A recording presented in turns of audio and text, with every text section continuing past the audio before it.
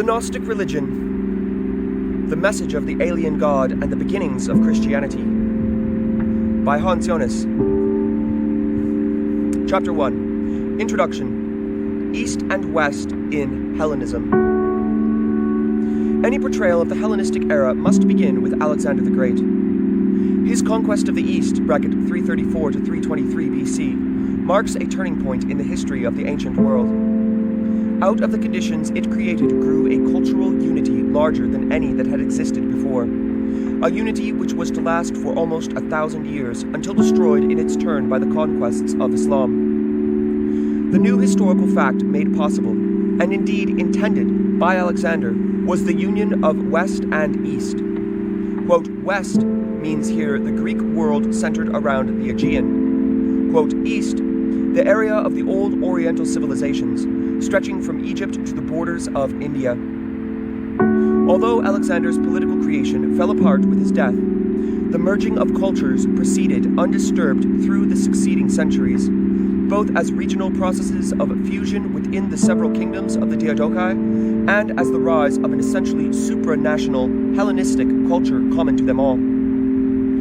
When finally Rome dissolved the separate political entities in the area and transformed them into provinces of the empire, she simply gave form to that homogeneity which in fact had long prevailed irrespective of dynastic boundaries. In the larger geographical framework of the Roman Empire, the terms quote, East and quote, West assume new meanings. Quote, East being the Greek and quote, West the Latin half of the Roman world.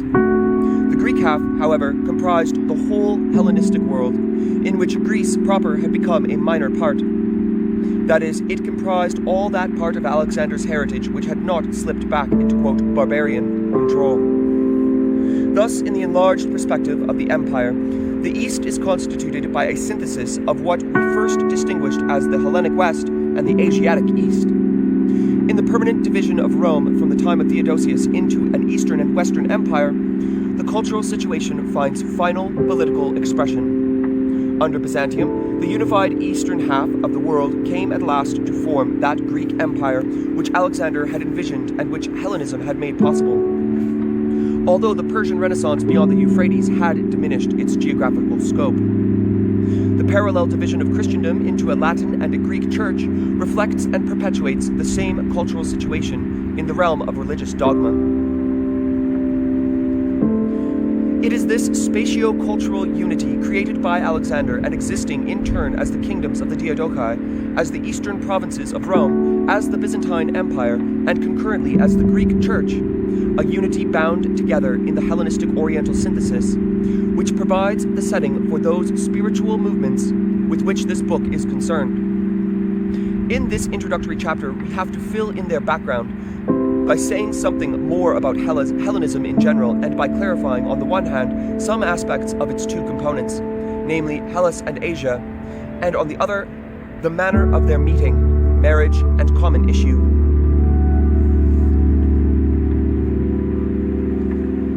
A. The part of the West. What were the historical conditions and circumstances of the development we have indicated?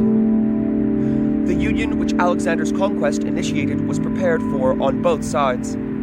East and West had each progressed previously to the maximum degree of unification in its own realm, most obviously so in political terms.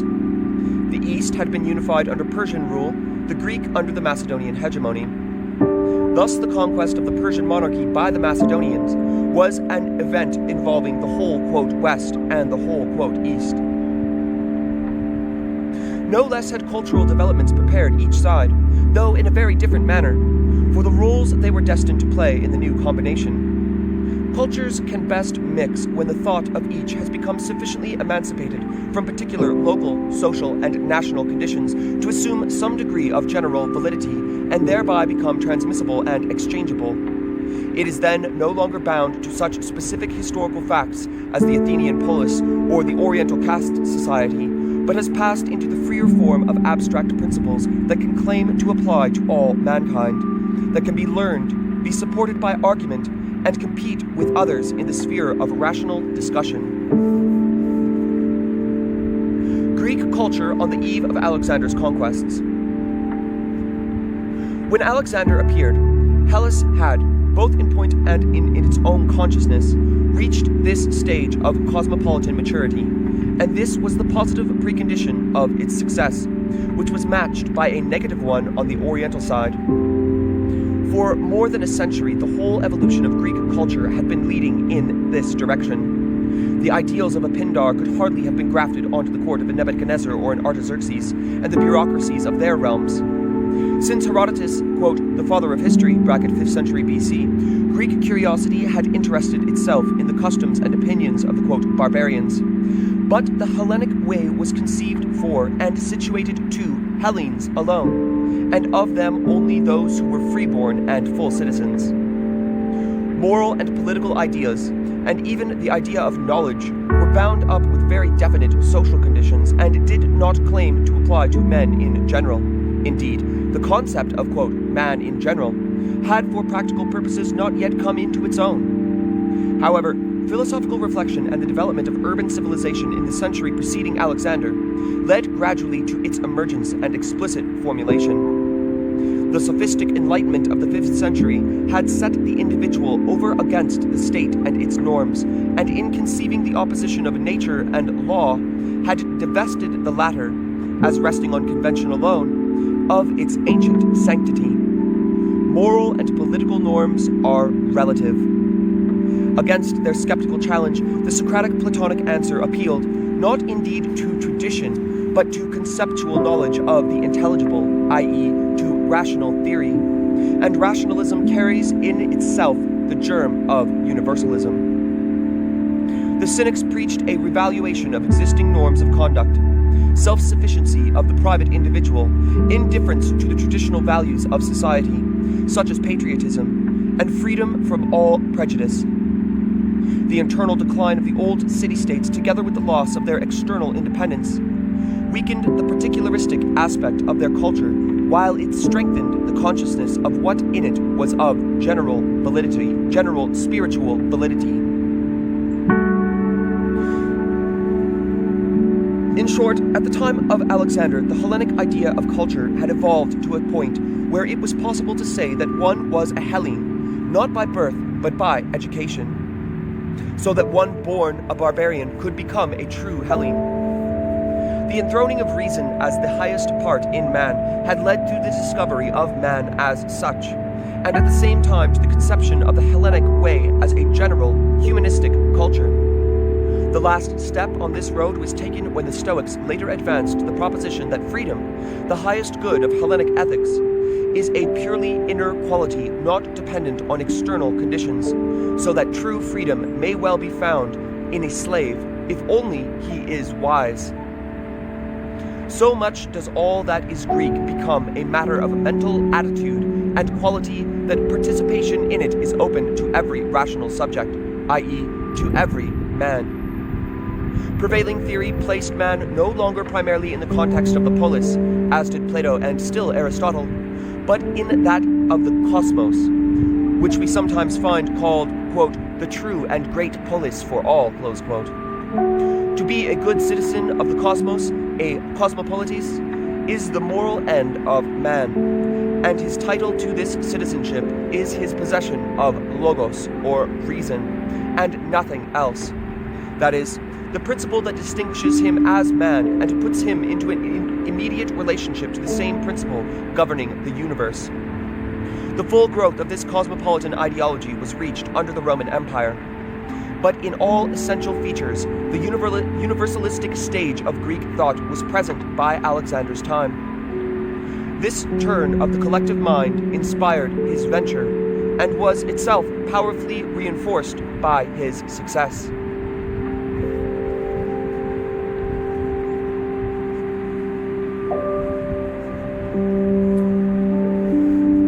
Cosmopolitanism and the new Greek colonization.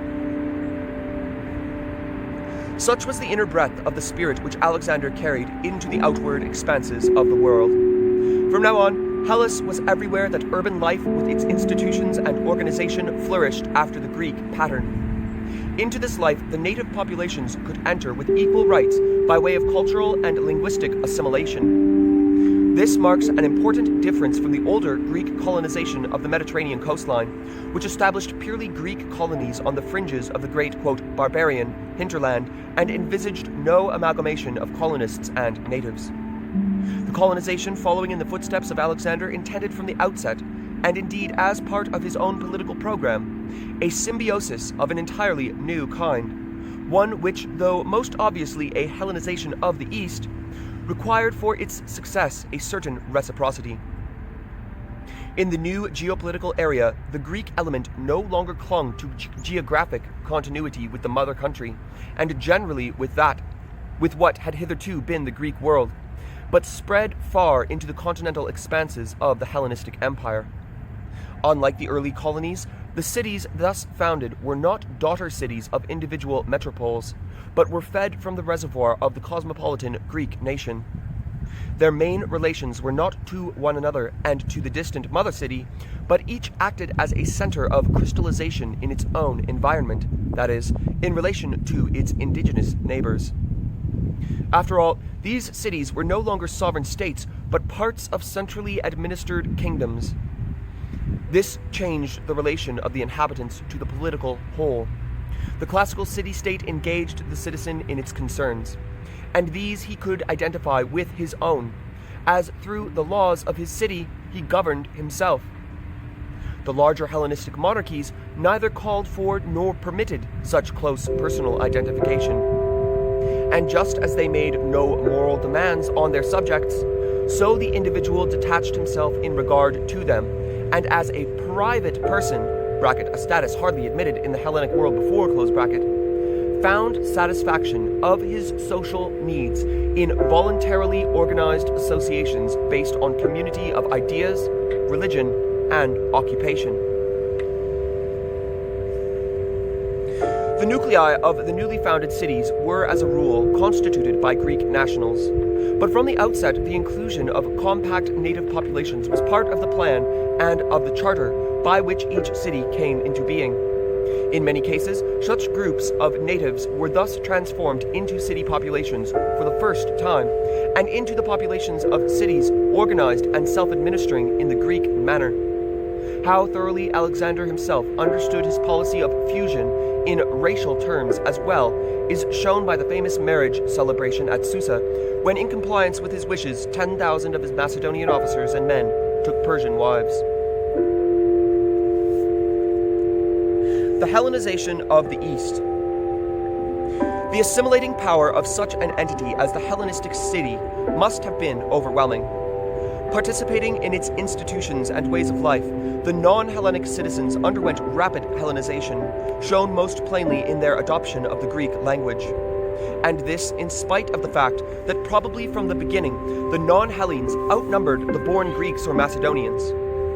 The tremendous subsequent growth of some of these cities, like Alexandria or Antioch, can be explained only by the continual influx of native Oriental populations, which yet did not change the Hellenistic character of the communities. Finally, in the Seleucid kingdom in Syria and Asia Minor, even originally Oriental cities transformed themselves through the adoption of Hellenic corporative constitutions and the introduction of gymnasia and other typical institutions into cities of the Greek type, and received from the central government the charter granting the rights and duties of such cities.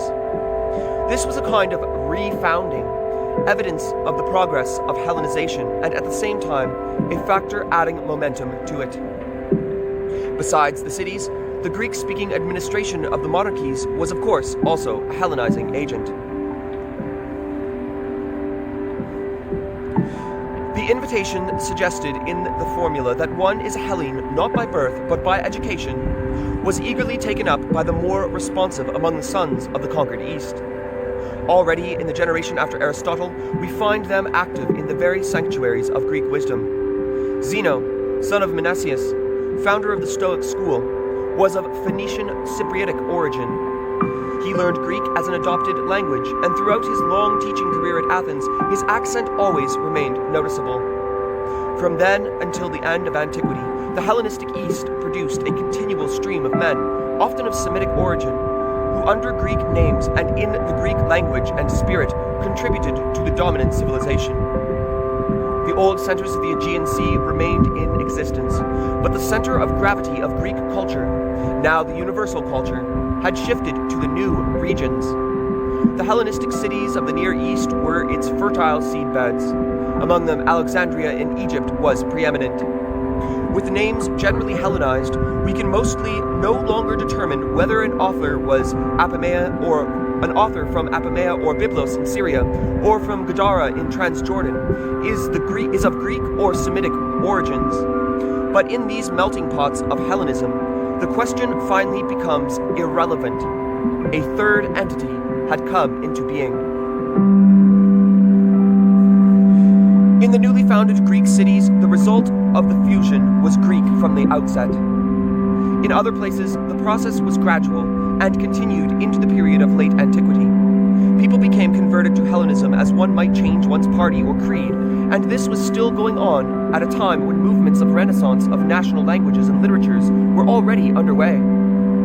The earliest, indeed anachronistic, example of such a situation is provided by the familiar events of the Maccabean period in Palestine in the 2nd century BC. Even as late as the 3rd century AD, after 500 years of Hellenistic civilization, we observe a native of the ancient city of Tyre, Malchus, son of Malchus, becoming a prominent Greek philosophic writer, and at the insistence of his Hellenic friends, changing, or suffering them to change, his Semitic name, first to the Greek Basileus, then to Porphyrius, thereby symbolically declaring his adherence to the Hellenistic cause, together with his Phoenician extraction.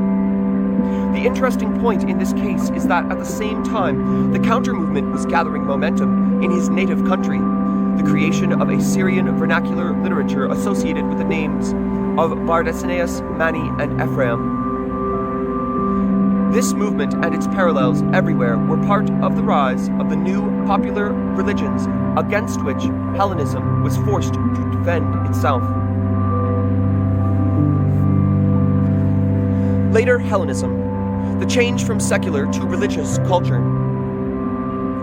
With the situation just indicated, the concept of Hellenism underwent a significant change. In late antiquity, the unchallenged universalism of the first Hellenistic centuries was succeeded by an age of new differentiation, based primarily on spiritual issues and only secondarily also of a national, regional, and linguistic character. The common secular culture was increasingly affected by a mental polarization in religious terms, leading finally to a breaking up of the former unity into exclusive camps. Under these new circumstances, quote, Hellenic, used as a catchword within a world already thoroughly Hellenized, distinguishes an embattled cause from its Christian or Gnostic opponents, who yet, in language and literary form, are themselves no less part of the Greek milieu. On this common ground, Hellenism became almost equivalent to conservatism and crystallized into a definable doctrine in which the whole tradition of pagan antiquity, religious as well as philosophical, was for the last time systematized. Its adherents as well as its opponents lived everywhere, so that the battle extended over the whole civilized world. But the rising tide of religion had engulfed, quote, Greek thought itself and transformed its own character. Hellenistic secular culture changed into a pronouncedly religious pagan culture, both in self-defense against Christianity and from an inner necessity. This means that in the age of the rising world religion, Hellenism itself became a denominational creed. This is how Plotinus and still more Julian the Apostate conceived their Hellenic, i.e. pagan, cause, which in Neoplatonism founded a kind of church within its own dogma and apologetic. Doomed Hellenism had come to be a particular cause on its own native ground. In this hour of its twilight, the concept of Hellenism was at the same time broadened and narrowed. It was broadened insofar as, in the final entrenchment, even purely Oriental creations like the religions of Mithras or of Attis were counted in with the Hellenistic tradition that was to be defended. It was narrowed in that the whole cause became a party cause, and more that of a minority party. Yet, as we have said, the whole struggle was enacted within a Greek framework, that is, within the frame of the one universal Hellenic culture and language. So much is this the case with that the victor and heir in this struggle, the Christian Church of the East, was to be predominantly a Greek church. The work of Alexander the Great triumphed even in this defeat of the classical spirit.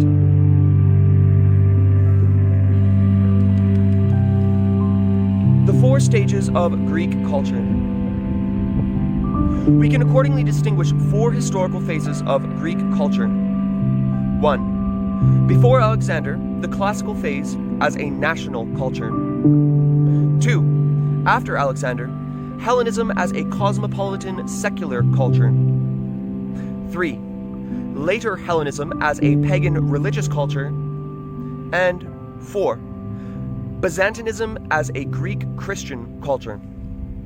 The transition from the first to the second phase is for the most part to be explained as an autonomous Greek development. In the second phase, 300 BC to the 1st century BC, the Greek spirit was represented by the great rival schools of philosophy, the Academy, the Epicureans, and above all the Stoics, while at the same time the Greek-oriented synthesis was progressing. The transition from this to the third phase, the turning to religion of ancient civilization as a whole and of the Greek mind with it, was the work of profoundly un-Greek forces, which, originating in the East, entered history as new factors. Between the rule of Hellenistic secular culture and the final defensive position of a late Hellenism turned religious, lie 3 centuries of revolutionary spiritual movements which affected this transformation, among which the Gnostic movement occupies a prominent place. With these we have to deal later. Stop.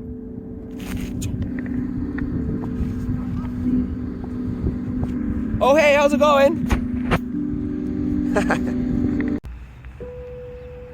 B. The part of the East. So far we have considered the role of the Greek side in the combination of West and East, and in doing so started from the internal preconditions that enabled Hellenic culture to become a world civilization following upon Alexander's conquests. These preconditions had, of course, to be matched by preconditions on the Oriental side, which explain the role of the East in the combination, its apparent or real passivity, docility, and readiness for assimilation. Military and political subjection alone is not sufficient to explain the course of events, as the comparison with other conquests of areas of high culture shows throughout history, where often enough the victor culturally succumbs to the vanquished. We may even raise the question whether in a deeper sense, or at least partially, something of the kind did not also happen in the case of Hellenism. But what is certainly manifest at first is the unequivocal ascendancy of the Greek side, and this determined at least the form of all future cultural expression. What, then, was the condition of the Oriental world on the eve of Alexander's conquest to explain its succumbing to the expansion of Greek culture? And in what shape did native Oriental forces survive and express themselves under the new conditions of Hellenism? For naturally, this great East, with its ancient and proud civilizations, was not simply so much dead matter for the Greek form. Both questions, that concerning the antecedent conditions and that concerning the manner of survival, are incomparably harder to answer for the Oriental side than the parallel ones were for the Greek side. The reasons for this are as follows. In the first place, for the time before Alexander, in contrast with the wealth of Greek sources, we are faced with an utter paucity of Oriental ones, except for the Jewish literature. Yet this negative fact, if we may take it as a sign of literary sterility, is itself a historical testimony which confirms that we can infer from Greek sources about the contemporary state of the Eastern nations. Moreover, this vast East, unified in the Persian Empire by sheer force, was far from being a cultural unity like the Greek world. Hellas was the same everywhere, the East different from region to region. Thus, an answer to the question regarding cultural preconditions would have to fall into as many parts as there were cultural entities involved. This fact also complicates the problem of Hellenism itself as regards its Oriental component. Indeed, Gustav Droysen, the originator of the term, quote, Hellenism, for the post-Alexandrian Greek-Oriental synthesis, has himself qualified the term by stating that, in effect, as many different kinds of Hellenism evolved as there were different national individualities concerned. In many cases, however, these local factors are little known to us in their original form. Nevertheless, the overall homogeneity of the ensuing Hellenistic development suggests some overall similarity of conditions. In fact, if we accept Egypt, we can discern in the pre-Hellenistic Orient certain universalistic tendencies, beginnings of a spiritual syncretism, which may be taken as a counterpart to the cosmopolitan turn of the Greek mind. Of this, we shall have more to say. Finally, in the period after Alexander, the supremacy of pan-Hellenic civilization meant precisely that the East itself, if it aspired to literary expression at all, had to express itself in the Greek language and manner. Consequently, the recognition of such instances of self-expression as voices of the East within the totality of Hellenistic literature is for us frequently a matter of subtle and not unequivocally demonstrable distinction. That is to say, the situation created by Hellenism is itself an ambiguous one. With the interesting methodological problem this presents, we shall have to deal with later. These are some of the difficulties encountered in any attempt to clarify the picture of the eastern half of the dual fact which we call Hellenism. We can nonetheless obtain a general, though partly conjectural, idea, and we shall briefly indicate as much of it as is necessary for our purpose. First, a few words about the state of the Eastern world on the eve of the Greek conquest, that accounts for its lethargy at first and the slowness of its reawakening afterwards. The East on the eve of Alexander's conquests. Political apathy and cultural stagnation. Politically, this state was determined by the sequence of despotic empires that had swept over the East in the preceding centuries. Their methods of conquest and rule had broken the political backbone of the local populations and accustomed them passively to accept each new master in the change of empires. The destinies of the central power were undisputed fate for the subject peoples, who were simply thrown in with the spoils. At a much later time, Daniel's vision of the four kingdoms still reflects this passive relation of the Oriental peoples to the succession of political powers. So it came about that the three battles which broke the military might of the Persian monarchy delivered to the victor an enormous empire of innumerable peoples which had become estranged from the idea of self-determination and did not even feel the urge to take a hand in the decision. The only serious local resistance of a popular nature was encountered by Alexander in Tyre and Gaza, which had to be reduced in long, drawn-out sieges. This exception was no accident. The Phoenician city, and Gaza's case was probably similar, was, in spite of its vassal relation to the great king, a sovereign polity, and its citizens fought for their own cause in the long-standing Phoenician-Greek rivalry for sea power. The political apathy was matched by a cultural stagnation, arising in part from different causes. In the old centers of Oriental civilization, on the Euphrates and on the Nile, which prior to the Persian epoch were also the centers of political power, after several thousand years of existence, all intellectual movement had come to a standstill, and only the inertia of formidable traditions was left. We cannot go here into explanations which would lead us far from our path. We simply note that the fact, which especially in the case of Egypt is very obvious. We may, however, remark that the immobility that our dynamic predilections are inclined to derogate as petrifaction could also be regarded as a mark of the perfection which a system of life has attained. This consideration may well apply in the case of Egypt. In addition, the Assyrian and Babylonian practices of expatriating and transplanting whole conquered peoples, or more accurately, their socially and culturally leading strata, had destroyed the forces of cultural growth in many of the regions outside the old centers. This fate had in many cases overtaken peoples of a more youthful cultural age, who were still to unfold their potentialities. For the imperial manageability thus gained, the central power paid with the drying up of the potential sources of its own regeneration. Here we have doubtless one of the reasons for the torpor of the old centers we mentioned before. By breaking the national and regional vital forces throughout the kingdom, they had, as it were, surrounded themselves with a desert. And under these conditions, the isolated summit of power was denied the benefit of whatever rejuvenating influences might have come from below. This may, in part, explain the state of paralysis in which the East seems to have been sunk prior to Alexander, and from which it was delivered by the revivifying influence of the Hellenic spirit. Beginnings of religious syncretism. Yet this same state of affairs contained also some positive conditions for the role which the East was to play in the Hellenistic age. It is not just that the prevailing passivity, the absence of consciously resisting forces, facilitated assimilation. The very weakening of the strictly local aspects of indigenous cultures meant the removal of so many obstacles to emerging in a wider synthesis, and thus made possible the entry of these elements into the common stock. In particular, the uprooting and transplantation of whole populations had two significant effects. On the one hand, it favored the disengagement of cultural contents from their native soil, their abstraction into the transmissible form of teachings, and their consequently becoming available as elements in a cosmopolitan interchange of ideas, just as Hellenism could use them. On the other hand, it favored already a pre-Hellenistic syncretism, emerging of gods and cults of different and sometimes widely distant origins, which again anticipates an important feature of the ensuing Hellenistic development. Biblical history offers examples of both these processes. The earliest description of the genesis of an intentional religious syncretism is found in the narrative in 2 Kings 17:24-41, concerning the new inhabitants settled by the Assyrian king in evacuated Samaria.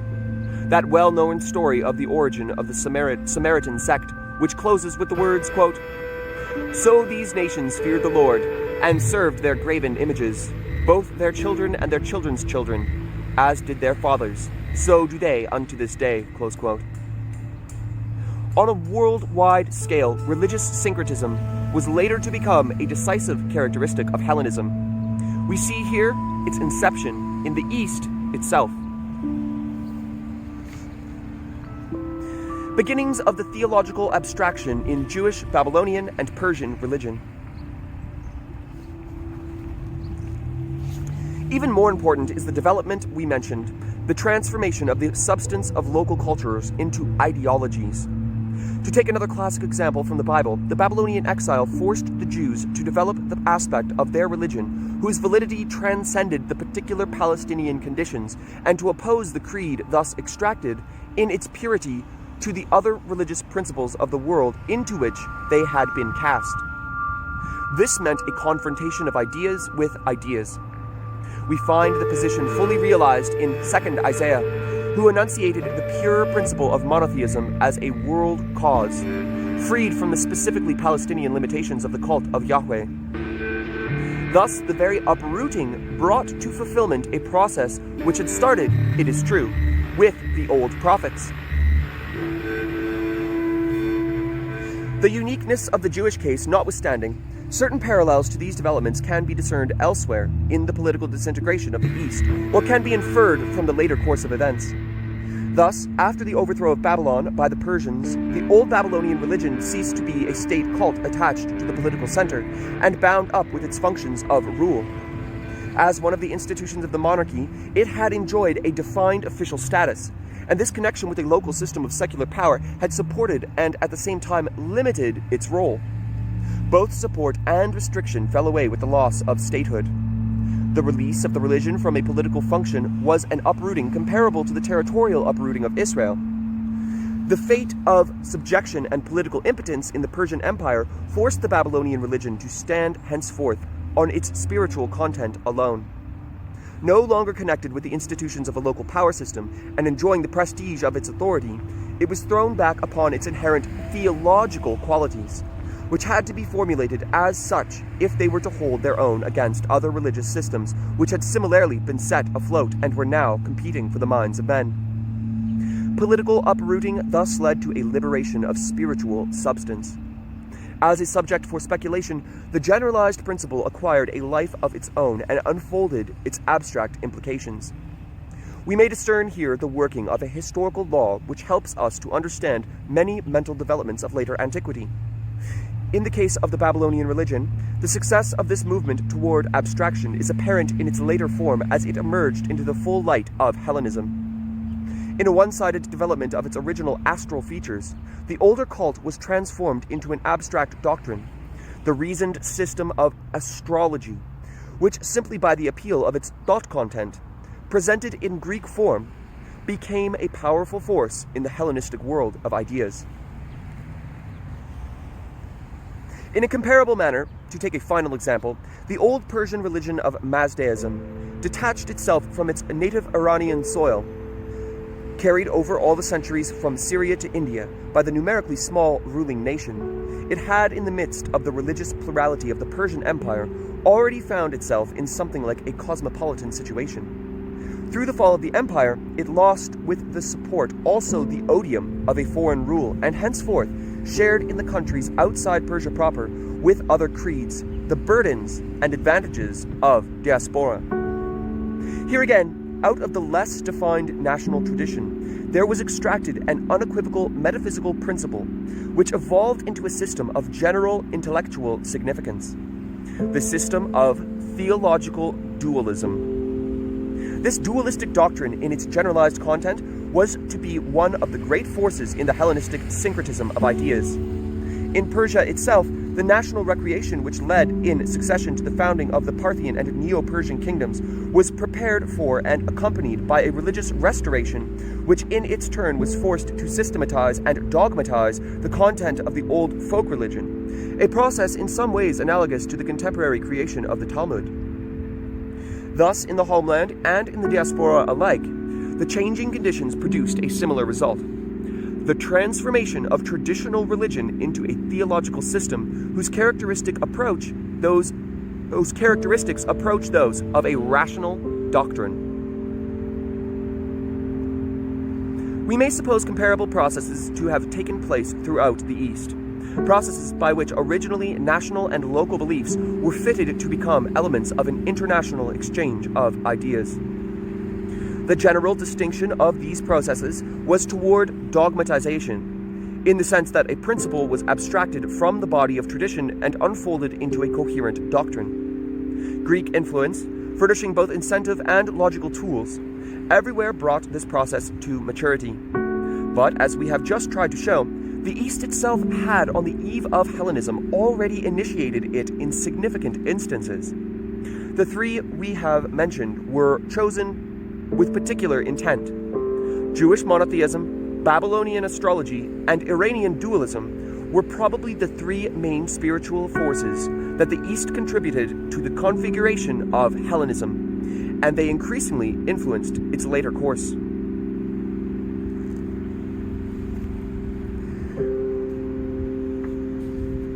So much for what we have called preconditions.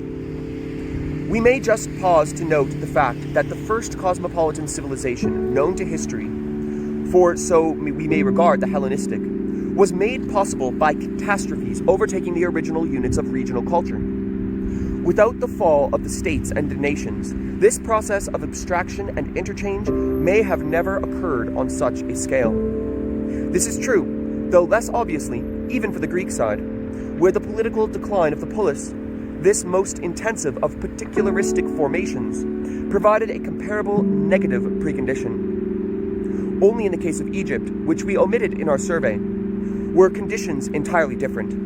In the main, however, it was from Asia, whether Semitic or Iranian, that the forces issued that they were actively operative in the Hellenistic synthesis together with the Greek heritage.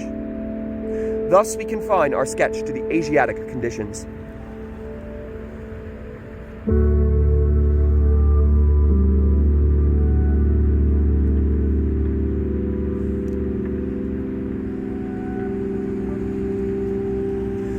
The East under Hellenism. Having dealt with the preconditions, we must consider briefly the destiny of the East under the new dispensation of Hellenism. The first thing we note is that the East became silent for several centuries and was all but invisible in the overpowering light of the Hellenic day. With regard to what followed from the 1st century AD onward, we may call this opening stage the period of latency of the Oriental mind, and derive from this observation a division of the Hellenistic age into two distinct periods: the period of manifest Greek dominance and Oriental submersion, and the period of reaction of a renascent East, which in its turn advanced victoriously in a kind of spiritual counterattack into the West and reshaped the universal culture. We are speaking, of course, in terms of intellectual and not of political events. In this sense, Hellenization of the East prevails in the first period, Orientalization of the West in the second, the latter process coming to an end by about 300 AD. The result of both is a synthesis which carried over into the Middle Ages. The submersion of the East. About the first period we can be brief. It was the age of the Seleucid and Ptolemaic kingdoms, particularly characterized by the efflorescence of Alexandria. Hellenism triumphed throughout the East and constituted the general culture whose canons of thought and expression were adopted by everyone who wished to participate in the intellectual life of the age. Only the Greek voice was heard. All public literary utterance was in its idiom.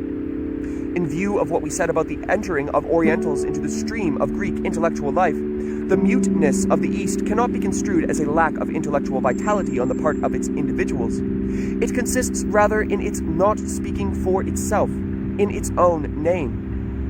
Anyone who had something to say had no choice but to say it in Greek, not only in terms of language, but also in terms of concept, ideas, and literary form. That is, as ostensibly part of the Greek tradition.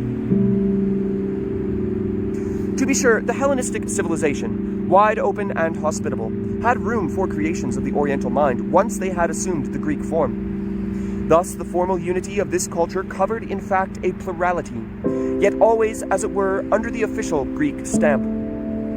For the East, this situation engendered a kind of mimicry which had far-reaching consequences for its whole future. The Greek mind, on its part, could not remain unaffected. It was the recognition of the difference in what was called, quote, Greek, before and after Alexander, that prompted Droysen to introduce the term, quote, Hellenistic, in distinction to the classic, quote, Hellenic. Quote, Hellenistic was intended to denote not just the enlargement of the polis culture to a cosmopolitan culture and the transformations inherent in this process alone, but also the change of character following from the reception of Oriental influences into this enlarged whole. However, the anonymity of the Eastern contributions makes these influences in the first period hard to identify. Men like Zeno, whom we mentioned before, wished to be nothing but Hellenes, and their assimilation was as complete as any such can be. Philosophy generally ran on very much in the tracks laid down by the native Greek schools. But towards the end of the period, about 2 centuries after Zeno, it too began to show significant signs of change in its hitherto autonomous development. The signs are at first by no means unambiguous. The continuing controversy around Posidonius of Apamea, about 135 to 150 BC, well illustrates the difficulty of any confident attribution of influences and in general the uncertainty as to what in this period is genuinely Greek and what tinged with Orientalism. Is the fervent astral piety that pervades his philosophy an expression of the Eastern mind or not?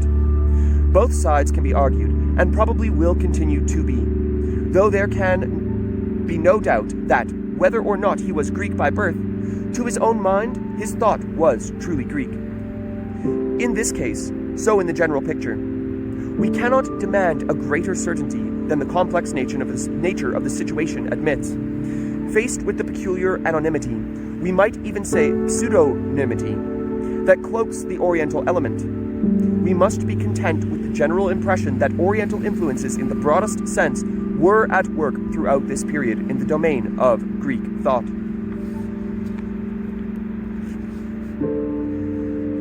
A clearer sense is presented by the glowing literature on, quote, the wisdom of the barbarians, close quote, that made its appearance in Greek letters. In the long run, it did not remain a matter of merely antiquarian interest, but gradually assumed a propagandistic character.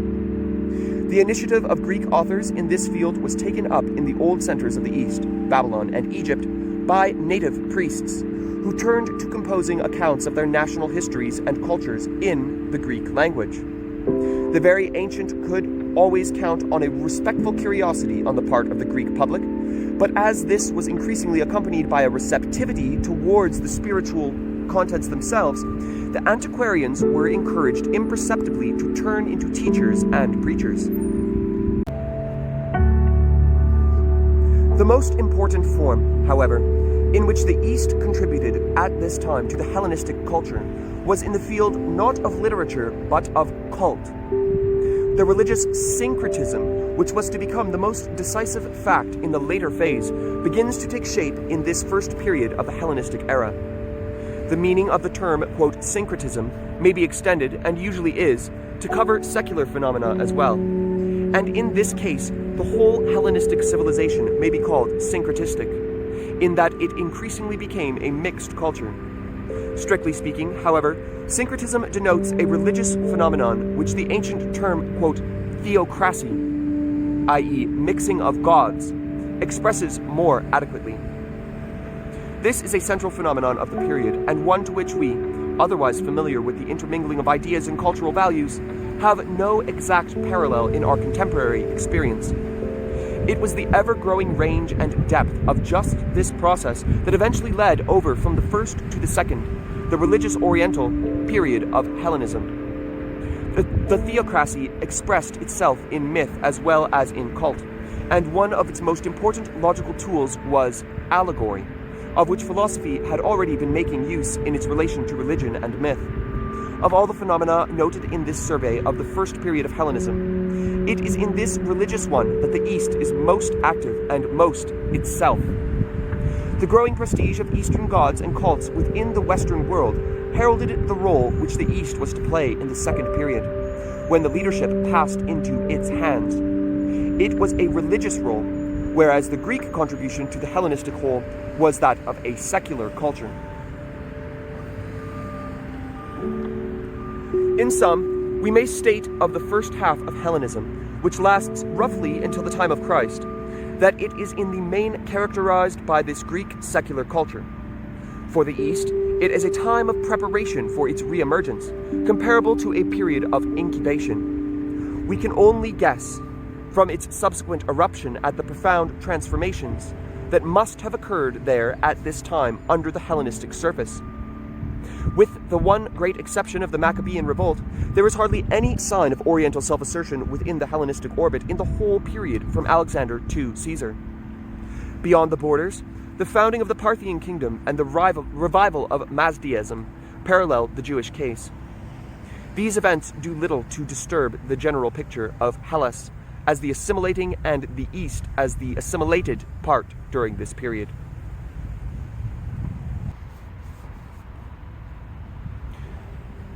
Greek conceptualization of Eastern thought.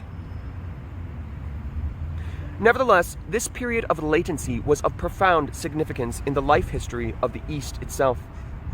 The Greek monopoly of all forms of intellectual expression had for the Oriental spirit simultaneously the aspects of suppression and of liberation. Suppression, because this monopoly deprived it of its native medium and forced a dissimulation upon the expression of its own contents. Liberation, because the Greek conceptual form offered to the Oriental mind an entirely new possibility of bringing to light the meaning of its own heritage. We have seen that the lifting of generally communicable spiritual practices out of the mass of popular tradition was underway on the eve of Hellenism. But it was with the logical means provided by the Greek spirit that this process came to fruition. For Greece had invented the logos, the abstract concept, the method of theoretical exposition, the reasoned system, one of the greatest discoveries in the history of the human mind. This formal instrument, applicable to any content whatsoever, Hellenism made available to the East, whose self-expression could now benefit from it. The effect, delayed in its manifestation, was immeasurable. Oriental thought had been non-conceptual, conveyed in images and symbols, rather disguising its ultimate objects in myths and rites rather than expounding them logically. In the rigidity of its ancient symbols, it lay bound. From this imprisonment, it was liberated by the vivifying breath of Greek thought, which gave new momentum and at the same time adequate tools to whatever tendencies of abstraction had been at work before. At bottom, Oriental thought remained mythological, as became clear when it presented itself anew to the world. But it had learned in the meantime to bring its ideas into the form of theories and to employ rational concepts instead of sensuous imagery alone, in expounding them. In this way, the definite formulation of the systems of dualism, astrological fatalism, and transcendent monotheism came about with the help of Greek conceptualization. With the status of metaphysical doctrines, they gained general currency, and their message could address itself to all. Thus, the Greek spirit delivered Eastern thought from the bondage of its own symbolism and enabled it in the reflection of the Logos to discover itself. And it was with the arms acquired from the Greek arsenal that the East, when its time came, launched its counteroffensive.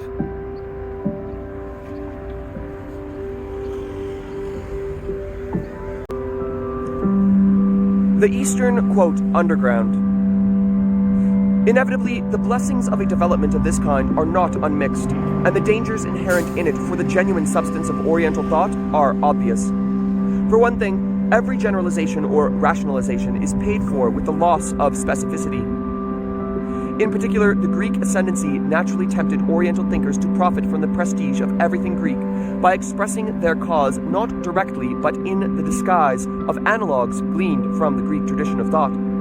Thus, for instance, astrological fatalism and magic could be clothed in the garments of Stoic cosmology, with its doctrines of sympathy and cosmic law, religious dualism in the garment of Platonism. To the mentality of assimilation, this was certainly a rise in the world. But the mimicry thus initiated reacted upon the further growth of the Eastern mind and presents peculiar problems of interpretation to the historian. The phenomenon which Oswald Spengler called, with a term borrowed from mineralogy, quote, pseudomorphosis, will engage our attention as we go on. There was another, perhaps still profounder effect which Greek ascendancy had upon the inner life of the East. An effect which was to become manifest only much later. The division of the Oriental spirit into a surface and a subsurface stream, a public and a secret tradition. For the force of the Greek exemplar had not only a stimulating but also a repressive effect. Its selective standards acted like a filter. What was capable of Hellenization was passed and gained a place in the light. That is, became part of the articulate upper stratum of the cosmopolitan culture.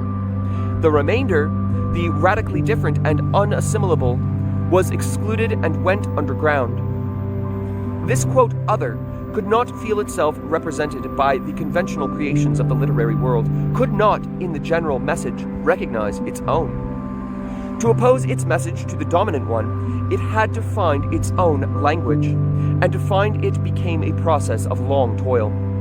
In the nature of things, it was the most genuine and original tendencies of the spirit of the East, those of the future rather than of the past, that were subjected to this condition of subterranean existence. Thus, the spiritual monopoly of Greece caused the growth of an invisible East, whose secret life formed an antagonistic undercurrent beneath the surface of the public Hellenistic civilization. Processes of profound transformation, far-reaching new departures, must have been underway in this period of submergence. We do not know them, of course, and our whole description, conjectural as it is, would be without foundation were it not for the sudden eruption of a new East, which we witness at the turn of the era, and from whose force and scale we can draw inferences as to its incubation.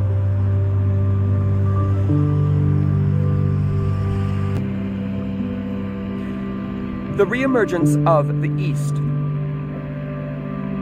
What we do witness at the period roughly coinciding with the beginnings of Christianity is an explosion of the East.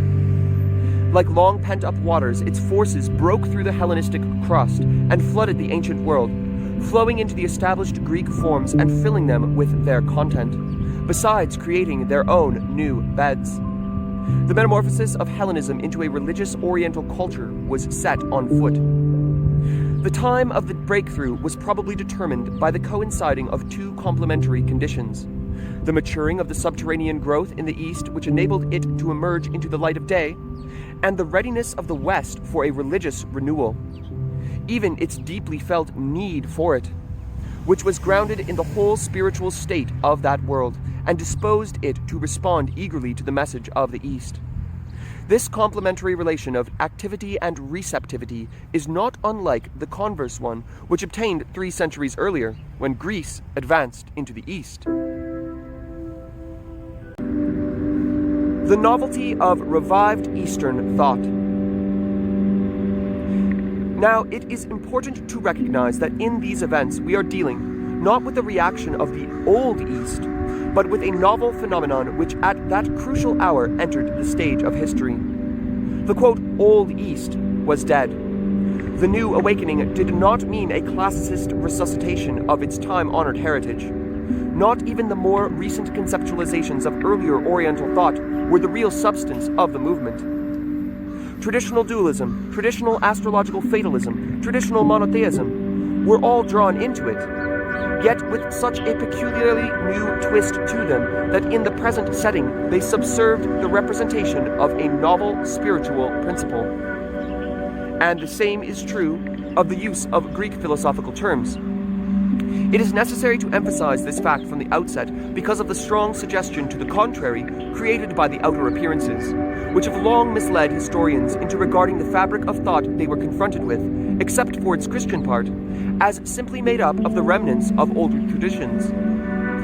They all do in fact appear in the new stream, symbols of old Oriental thought, indeed its whole mythological heritage, ideas and figures from biblical lore, doctrinal and terminological elements from Greek philosophy, particularly Platonism. It is in the nature of the syncretistic situation that all these different elements were available and could be combined at will. But syncretism itself provides only the outer aspect and not the essence of the phenomenon. The outer aspect is confusing by its compositeness, and even more so by the associations of the old names. However, though these associations are by no means irrelevant, we can discern a new spiritual center around which the elements of tradition now crystallize, the unity behind their multiplicity. And this, rather than the syncretistic means of expression, is the true entity with which we are confronted. If we acknowledge this center as an autonomous force, then we must say that it makes use of those elements rather than that it is constituted by their confluence. And the whole which thus originated will, in spite of its manifestly synthetic character, have to be understood not as the product of an uncommitted eclecticism, but as an original determinate system of ideas. Yet this system has to be elicited as such from the mass of disparate materials, which yield it only under proper questioning, that is, to an interpretation already guided by an anticipatory knowledge of the underlying entity. A certain circularity in the proof thus obtained cannot be denied, nor can the subjective element involved in the intuitive anticipation of the goal toward which the interpretation is to move. Such, however, is the nature and risk of historical interpretation, which has to take its cues from an initial impression of the material and is vindicated only by the result, its intrinsic convincingness or plausibility, and above all by the progressively confirmatory experience of things falling into their place when brought into contact with the hypothetical pattern. Major manifestations of the Oriental wave in the Hellenistic world.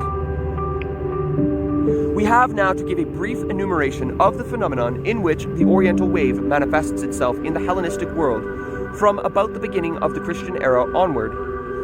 They are in the main as follows: the spread of Hellenistic Judaism, and especially the rise of Alexandrian Jewish philosophy, the spread of Babylonian astrology and of magic, coinciding with a general growth of fatalism in the Western world, the spread of diverse Eastern mystery cults over the Hellenistic Roman world, and their evolution into spiritual mystery religions, the rise of Christianity, The efflorescence of the Gnostic movements with their great system formations inside and outside the Christian framework, and the transcendental philosophies of late antiquity, beginning with Neo-Pythagoreanism and culminating in the Neoplatonic school. All these phenomena, different as they are in a broad sense interrelated. Their teachings have important points in common, and even in their divergences share in a common climate of thought. The literature of each can supplement our understanding of the others. More obvious than kinship of spiritual substance is the recurrence of typical patterns of expression, specific images and formulas, throughout the literature of the whole group. In Philo of Alexandria, we encounter, besides the Platonic and Stoic elements with which the Jewish core is overlaid, also the language of the mystery cults and the incipient terminology of a new mysticism. The mystery religions, on their part, have strong relations to the astral complex of the ideas. Neoplatonism is wide open to all pagan, and especially Eastern, religious lore, having a pretense to antiquity and a halo of spirituality.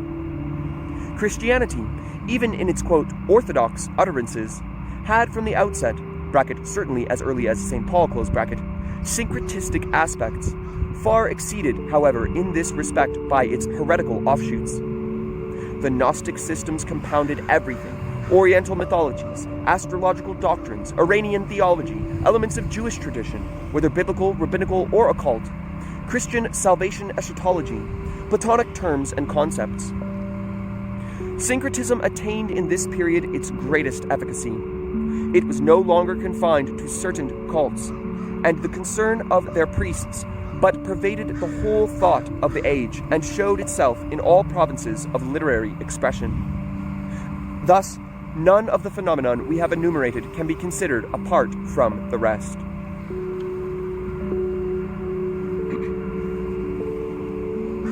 Yet the syncretism, the intermingling of given ideas and images, i.e., of the coined currencies of the several traditions, is, of course, a formal fact only which leaves open the question of the mental content whose external appearance it thus determines.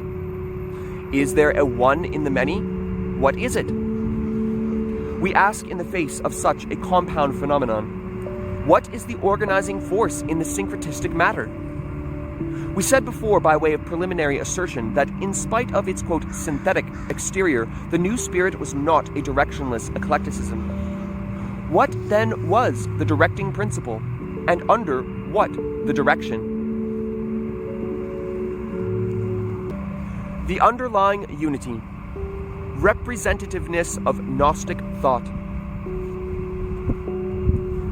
In order to reach an answer to this question, one has to fix one's attention upon certain characteristic mental attitudes which are more or less distinctly exhibited throughout the whole group, irrespective of otherwise greatly differing content and intellectual level. If in these common features we find at work a spiritual principle which was not present in the given elements of the mixture, we may identify this as the true agent of it. Now, such a novel principle can in fact be discerned, though in many shadings of determinateness, throughout the literature we mentioned. It appears everywhere in the movements coming from the East, and most conspicuously in this group of spiritual movements which are comprised under the name, quote, Gnostic. We can therefore take the latter as the most radical and uncompromising representatives of a new spirit, and may consequently call the general principle, which in less unequivocal representations extends beyond the area of Gnostic literature proper, by way of analogy, the, quote, Gnostic principle. Whatever the usefulness of such an extension of the meaning of the name, it is certain that the study of this particular group not only is highly interesting in itself, but also can furnish, if not the key to the whole epoch, at least a vital contribution toward its understanding. I personally am strongly inclined to regard the whole series of phenomena in which the Oriental wave manifests itself as different refractions of, and reactions to, this hypothetical Gnostic principle, and I have elsewhere argued my reasons for this view. However far such a view may be granted, it carries in its own meaning the qualification that what can be thus identified as a common denominator can wear many masks, and admits of many degrees of dilution and of compromise with conflicting principles. It may thus, in many cases, itself be only one of the elements in a complex set of intellectual motives, only partially effective and imperfectly realized in the resulting whole. But it is a novel factor wherever it makes itself felt, and its most unadulterated revelation is to be found in the Gnostic literature properly so called. To this we now turn, reserving for later the attempt to place its message within the wider setting of contemporary culture.